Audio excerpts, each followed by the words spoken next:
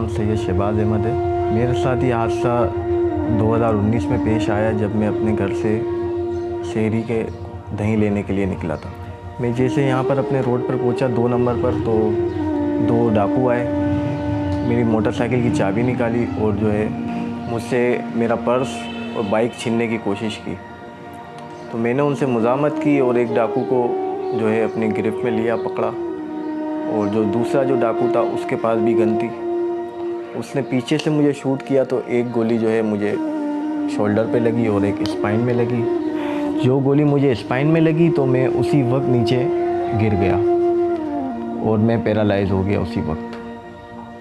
और जब से मैं पैरालाइज़ हूँ वो डाकू तो भाग गए, आज तक पकड़ाई में भी नहीं आए।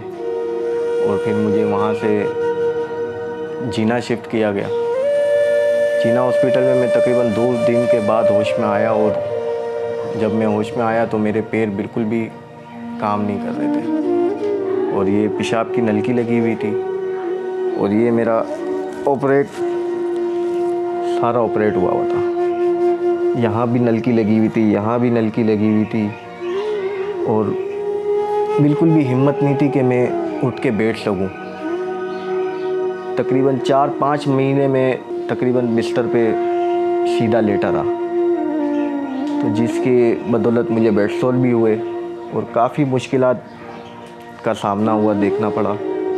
और आज तक मैं अपने पैरों पर खड़ा नहीं हो पाया। डॉक्टर्स ने मुझे बताया कि इलाज इसका पॉसिबल नहीं है, क्योंकि जो बुलेट रीढ़ की हड्डी जो हराम मगज़ होती है उसको उसने काट दिया है। तो पॉसिबल नहीं है इलाज। आप एक्सरसाइज करते रहें, अगर अल्लाह ने चाहा तो आप ठीक हो जाएंगे।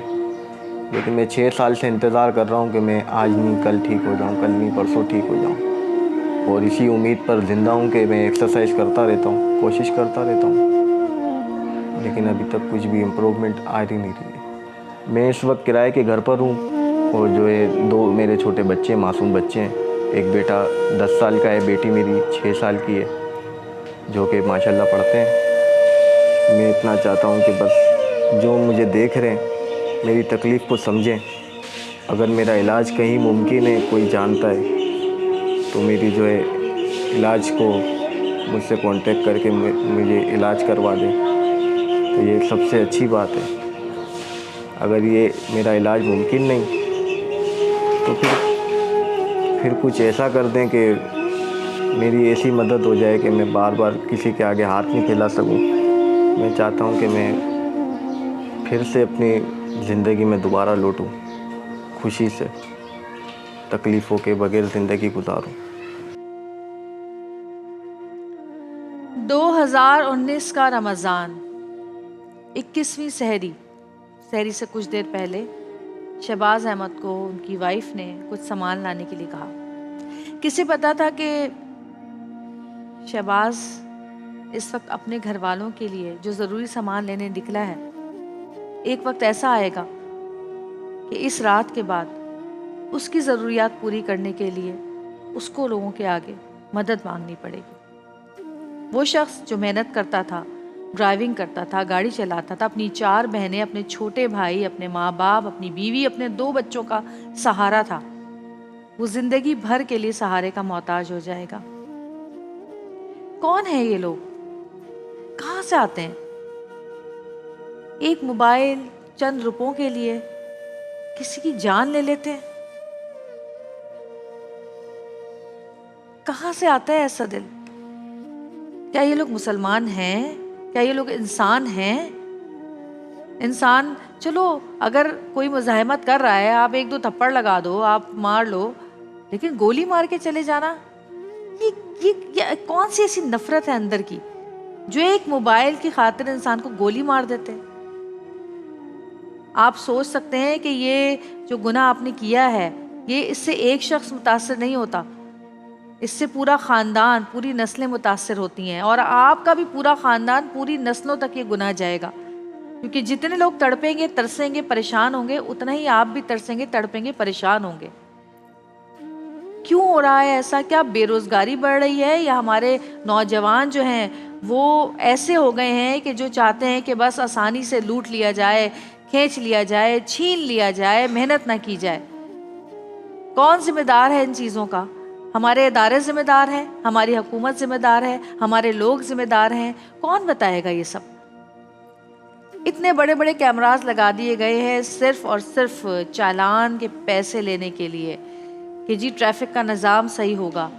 बिल्कुल अच्छी बात है, करें, ट्रैफिक का निज़ाम अच्छा होना चाहिए, लेकिन उन गली कूचों में भी कैमरास लगाइए जहाँ पे एक ज़िंदगी को ऐसे बुझा दिया जाता है कि वो जिंदा लाश बन जाते हैं, ना जी सकते हैं, ना कुछ कर पाते हैं, ना अपने लिए ना किसी और के लिए, अक्सर तो जान से ही चले जाते हैं। क्या ऐसे गली कूचों में कैमरास लगाने नहीं चाहिए? क्या इसके लिए एक बड़ा निज़ाम नहीं होना चाहिए?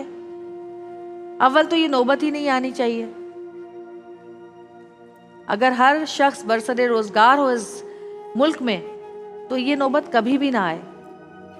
अगर हर शख्स अपने हिस्से का माल जो कि अल्लाह की राह में खर्च करना, जो कि आज का हमारा सब्जेक्ट भी है, हमारा मजमून भी आज का यही है, हमारा टॉपिक भी यही है, अगर अपने माल में से खर्च करना शुरू करे तो शायद कहीं पर भी कोई भी बेरोज़गार ना हो। हज़रत उमर फ़ारूक रज़ी अल्लाह तआला अन्हु का दौर आ जाए कि जिसमें कोई भी ज़कात, खैरात, सदका लेने वाला नहीं था और लोग हाथों में लिए लिए फिरते थे कि आए कोई ले। आप लोगों से गुजारिश है, शहबाज भाई हमारे साथ मौजूद हैं, कोई डॉक्टर का जानने वाला कोई शख्स भी अगर सुन रहा है कि इनके साथ जो मसाइल हुए, ये चल नहीं पा रहे, इनका निचला धड़ बिल्कुल बेजान हो गया है, तो कोई भी ऐसा शख्स जो इनकी हेल्प कर सके, किसी डॉक्टर को जानता हो, कुछ भी कर सकता हो इनके लिए, तो ज़रूर आगे बढ़कर मदद करें। अल्लाह ताला ने ये दुनिया बनाई इसीलिए है कि हम अपनी अपनी ना देखें, हम लोगों की मदद करें। अल्लाह ताला दे के भी आजमाता है और ले के भी आजमाता है। अल्लाह ताला ने जिसको दिया है, अल्लाह आजमा रहा है कि वो कितना उसके बंदों पर खर्च करता है। जिससे लिया है, अल्लाह आजमा रहा है कि वो कितना सब्र शुक्र करता है। देने वाले बने, क्योंकि देने से बढ़ता है, बांटने से दिल खुश होता है, अल्लाह खुश होता है, और वो दिल जो देने वाला होता है कभी नहीं टूटता। वो हाथ जो देने वाला होता है कभी किसी के आगे नहीं फैल सकता, और वो शख्स जो अल्लाह की राह में खर्च करता है कभी मोहताज नहीं हो सकता। शहबाज भाई, हमारे तो मुल्क का क्या, कराची का अगर हम बात करें तो यही हाल है। हर दूसरा बंदा जो है वो इन डाकुओं का, बल्कि डाकू नहीं, मैं तो कातिल कहूँगी, जो कि मार डालते हैं लोगों को, मार के चले जाते हैं। हर बंदा, हर चौथा पांचवा शख्स इसका शिकार है। लोग डर के मारे घरों से अपने सामान लेके नहीं निकलते। औरतों ने जेवर पहनने छोड़ दिए, जो चंद जेवर रह गए उनके पास बाकी। मतलब इंसान करे क्या? बच्चे तक उठाने वाले आ गए, अब तो बच्चे तक उठा कर ले जाते हैं लोगों के। मैं सिर्फ ये पूछना चाहती हूँ कि क्यों आपके पास जब वो आए थे आपने दे देते जो मांग रहे थे? मैं बिल्कुल अब अफसोस होता है कि मुझे दे देना चाहिए था, क्योंकि 6 साल हो गए कि मैं अपने पैरों पर नहीं खड़ा हो पाया आज तक। बहुत ज़्यादा अफसोस होता है कि मैं जो ये एक मोबाइल की बात थी, और वो मोबाइल लेकर भी नहीं गए, फिर बस गोली मार के बस चले? गोली मार के चले गए। कितने लोग थे? 2? 2 लोग थे। 2 थे तो आपको वैसे ही काबू करके मोबाइल वैसे भी छीन सकते थे। असल में हुआ ये था कि जिसने मुझ पर जिसने गन तानी थी ना, मैंने उसको हैंडल कर लिया था। अच्छा। मैं उसके साथ फाइट कर रहा था। मेरे दिमाग में ये था कि कुछ और लोग आ जाएंगे और मेरी मदद करेंगे। नहीं, कोई नहीं आता अब। तो जो दूसरा उसका जो साथी था ना बाइक पर, उसके पास भी गन थी, और उसने जो है अपनी गन निकाल कर पीछे से मुझ पर फायर किए, और वो अपने साथी को भी ले गया और मुझे वहाँ पर छोड़ गए, और कुछ भी लेकर भी नहीं गए, क्योंकि वो सिचुएशन ही ऐसी हो गई थी। पुलिस वाले नहीं आते तो कोई क्या आएगा बचाने के लिए? अव्वल तो कोई इतनी हिम्मत दिखाता नहीं है, इतनी जुर्रत नहीं दिखाता, लेकिन अगर किसी के पास इतनी हिम्मत और जुर्रत मौके पे आ भी जाए तो उसका फिर ये हाल हो जाता है। क्या पता कहीं ना कहीं आज इस वक्त टीवी पर, किसी रील में, कहीं यूट्यूब, सोशल मीडिया के किसी भी प्लेटफॉर्म पे, क्या पता वो 2 लोग जिन्होंने आपके साथ इस ज्यादती की वो देख रहे हों और उनको पता चले कि उन्होंने क्या किया है। तो अल्लाह करे कि अल्लाह उनको हिदायत दे और अल्लाह ताला हमारे सारे नौजवानों को जो ये सब गलत काम करते हैं, अल्लाह ताला उनको हिदायत दे। ये सोचें कि हराम माल से आप अपनी औलाद को, अपनी फैमिली को अगर हराम खिलाते हैं तो वो कभी भी आपके लिए हलाल हो ही नहीं सकता, ना ही आप अच्छा काम कर रहे हैं। इससे तो बेहतर है कि इंसान एक रात भूखा सो जाए, बजाय इसके कि किसी को तकलीफ दे के किसी का माल खा के आप पेट भर के सोए। इससे तो बेहतर है कि आप भूखे ही सो जाएं। कभी कभी ऐसी वीडियोस देख के एक शुबा मुब्तला हो जाता है, शक होता है कि यार ये इस्लामी जमहूरिया पाकिस्तान है, यहाँ पे जो लूटने वाले हैं, जो कत्ल करने वाले हैं, जो गोली चलाने वाले हैं, क्या वो मुसलमान हैं? उन्होंने किस तरह अपनी ये शक्लें अल्लाह की बारगाह में लेके जानी है? पता नहीं इनकी माएँ कैसी तरबियत करती हैं इनकी, मैं तो ये परेशान होती हूँ। हज़रत उमर फारूक रज़ी अल्लाह तआला अन्हु के दौर में वो कहते थे कि कोई एक जानदार, चाहे वो जानवर ही क्यों ना हो, अगर उसको कोई तकलीफ होगी तो मैं इसका जिम्मेदार होऊंगा। अल्लाह अकबर। आपका फरमान है कि नहरे फुरात के किनारे अगर कोई कुत्ता भी भूखा मर गया तो उमर इसका जवाब देगा रब की बारगाह में। अल्लाह अकबर।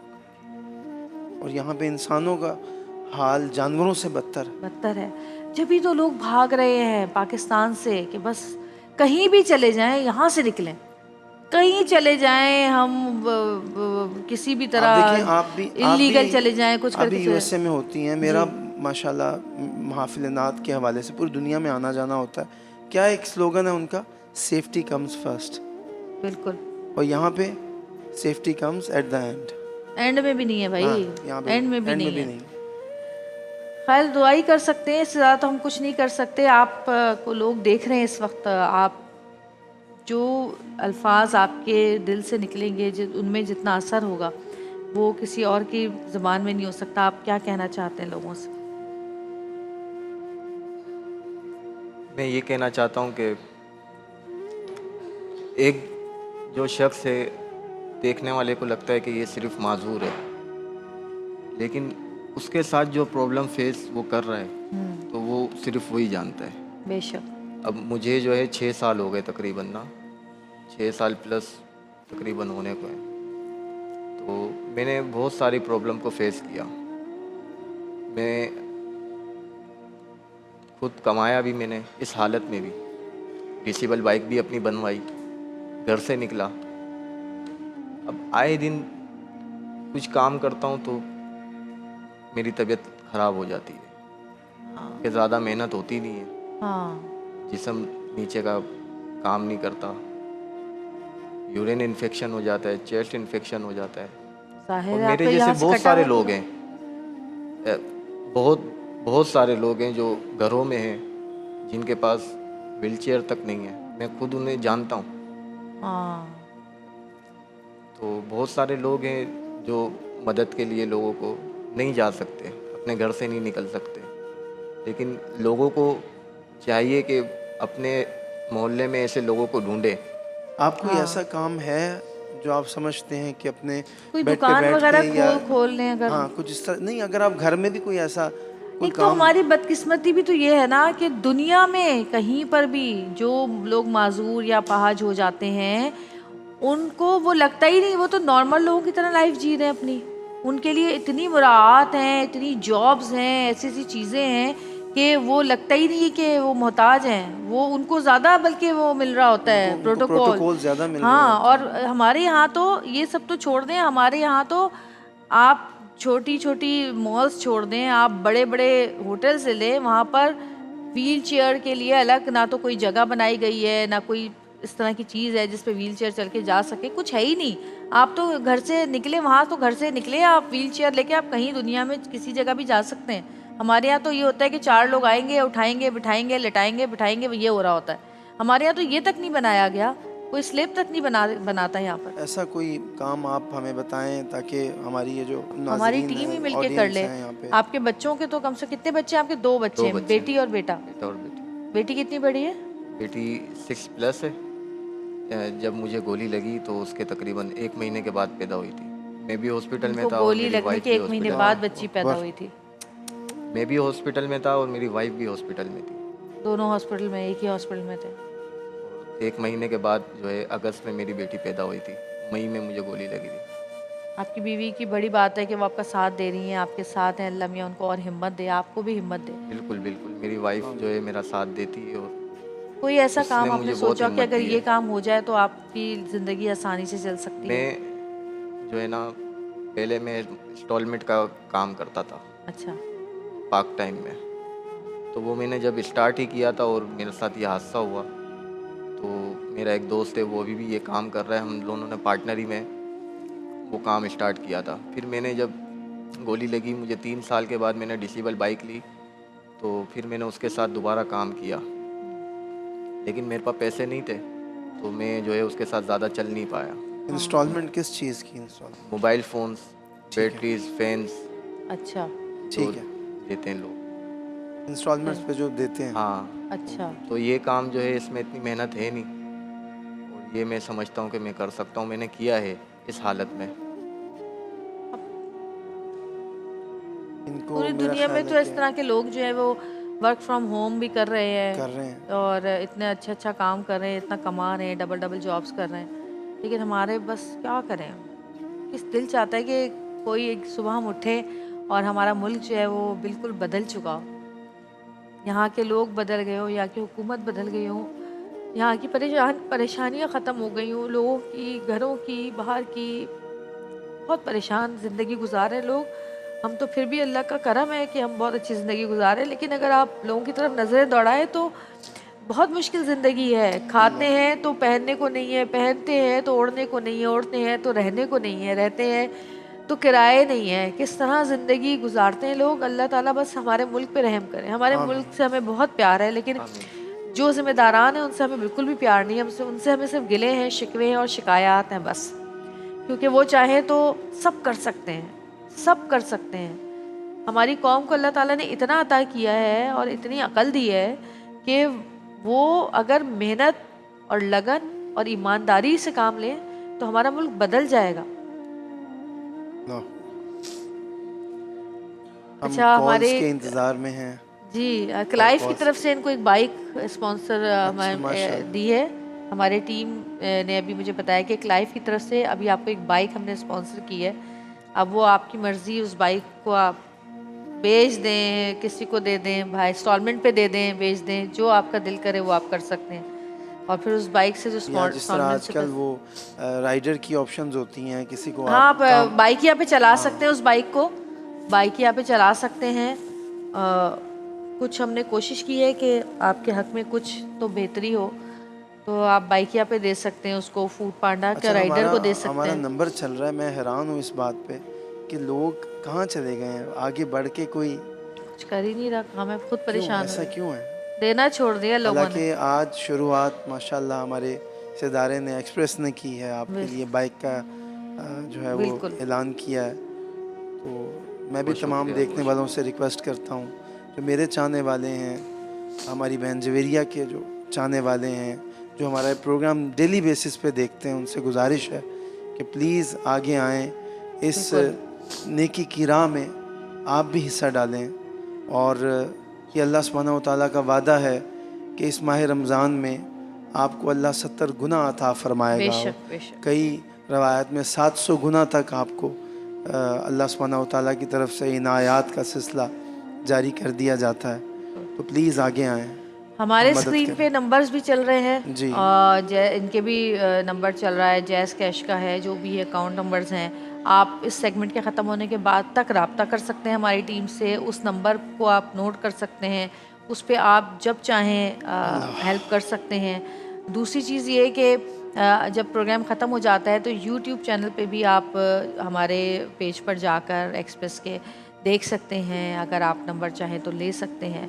तो जी बस यही है आप लोगों से इल्तिमास के आगे बढ़ें, मदद करें। अल्लाह ताला आपको एक का 70 गुना और 700 गुना भी दे सकता है।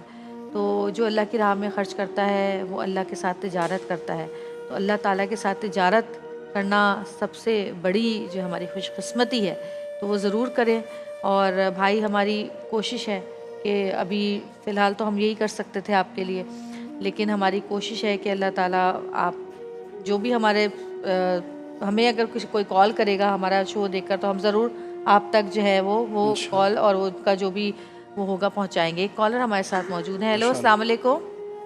सलाम जी जरा मेरी बात करें जुएरिया से, यहाँ जो बंदे बैठे हैं से बात जी करो। जी, अस्सलाम वालेकुम। मैं जवेरिया बात कर रही हूँ और ये नहीं, आप तो सामने मेरे टीवी में शहबाज बैठा हूँ शहबाज तो भाई। आप, हाँ ये आवाज़ तो उनकी है, लेकिन उनसे बात ये करनी, इस बंदे की कितनी हेल्प चाहिए इस बंदे को, मैं ये पूछना चाहता ये अपना चाहते हैं कि कोई हूँ। ऐसा सलाम। कारोबार जो है, आप अगर टीवी की आवाज़ बंद करेंगे तो आप मुझे सही से सुन सकते हैं। जुएरिया बताइए बेटा, इसको कितनी मदद की जी, जरूरत है? आपको अपना और ये- काम शुरू करने के लिए कितने पैसे चाहिए होंगे? अगर मोबाइल का इंस्टॉलमेंट का काम मैं शुरू करूँगा तो जी। तकरीबन मुझे 1 मिलियन की ज़रूरत पड़ेगी। अच्छा, तकरीबन 10 लाख चाहिए इनको। मोबाइल का काम शुरू करना चाहते हैं, मोबाइल खरीदेंगे। पैसे इसको दे दे कि काम शुरू हो जाए। 10 लाख रुपए कह रहे हैं, जिसमें तकरीबन 10-12 मोबाइल तो आ ही जाएंगे। नहीं तो 10 लाख में तो मोबाइल के एक्सेसरीज का काम करना चाहते हैं ना ये, जी जी जी, और नहीं एक्सेसरीज का काम करना चाहते हैं ना नहीं, ये। मोबाइल इंस्टॉलमेंट पे देना चाहते हैं, मंथली, ताकि अच्छा। इनको पैसे आए। आप जितना देना चाहते हैं अच्छा, आप मैं दें। 3 लाख रुपए कर देता हूँ उनको। बहुत शुक्रिया, माशाअल्लाह, जज़ाकल्लाह। अल्लाह शुक्रिया। पाक आपके रिस्क में बरकतें दे, रहमतें बहुत दें आपके शुक्रिया। घर में। जी, क्या कहेंगे आप? बहुत बहुत शुक्रिया, जज़ाकल्लाह। बस अल्लाह आपको सेहत दे, तंदुरुस्ती दे और इसका नेमो बदल अच्छा दे। सुभान दोनों जहानों में आपको अल्लाह पाक आबाद रखे। आमीन। क्या बात। मैं बहुत दुआ करूँगा आपके लिए। बहुत शुक्रिया। मैंने कहा हमारे लोग दिल ऐसा के दर्द बड़े अच्छे रखने लोग। वाले भी आते हैं। बेशक बेशक, अल्लाह बहुत शुक्रिया भाई, जज़ाकल्लाह। अल्लाह। आपका बहुत शुक्रिया। और हमारी कोशिश, हमारी टीम की, एक्सप्रेस की टीम की, प्यारा रमज़ान की टीम की कोशिश यही होती है कि जो भी यहाँ से अपनी उम्मीद या आस लेकर आता है यहाँ पर हमारे प्रोग्राम में, वो खाली हाथ ना जाए, कोई एक उम्मीद ज़रूर लेकर जाए जो उसको ज़िंदगी गुजारने में मदद करे, उसकी हेल्प करे, उसके ख़ानदान को, उसके बच्चों को, उसके माँ बाप को, बहन भाइयों को हम थोड़ी सी सही खुशियाँ दे सकें। छोटी सी ब्रेक के बाद वापस आएंगे। देखते रहिएगा प्यारा रमज़ान।